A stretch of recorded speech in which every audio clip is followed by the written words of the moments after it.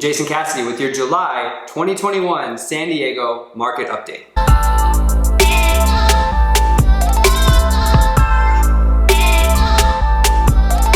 So here's the deal. If Q1 and Q2, the story was how crazy the market was, then we may be seeing our first signs of things slowing down.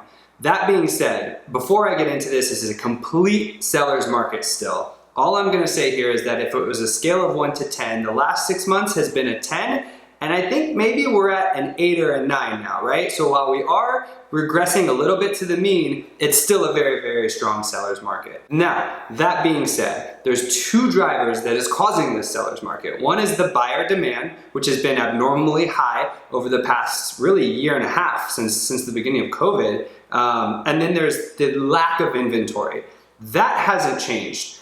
San Diego wide, we're less than 1 month of inventory available to purchase, which means that we have way more buyer demand than we do inventory. But the Mortgage Bankers Association has told us that mortgage applications, which is a leading indicator of the next couple months of buyer demand, was down to pre-pandemic levels. So that being said, and that was in the midst of a rate drop in July. So if you continue that trend looking forward, as mortgage applications go down, that means the buyer demand goes down, which eases up on the competition for the limited inventory that there is. As the competition eases up, that means this astronomical sale price increase that we've been seeing for the last 6 months has to slow down just a little bit. And we did just see that for the first time.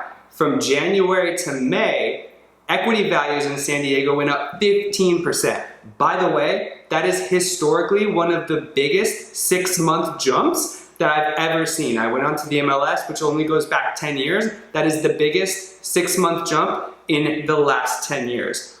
But from May to June, the equity growth only went up 1%.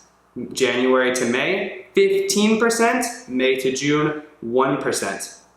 Each of these things individually does not indicate one single thing about the market moving, but collectively, as you see equity growth slow just a tad, look forward at mortgage applications, which are now down for the first time to pre-pandemic levels, you can start to see that on a scale of 1 to 10, that 10 seller's market may be shifting into a 7, 8, or 9 seller's market.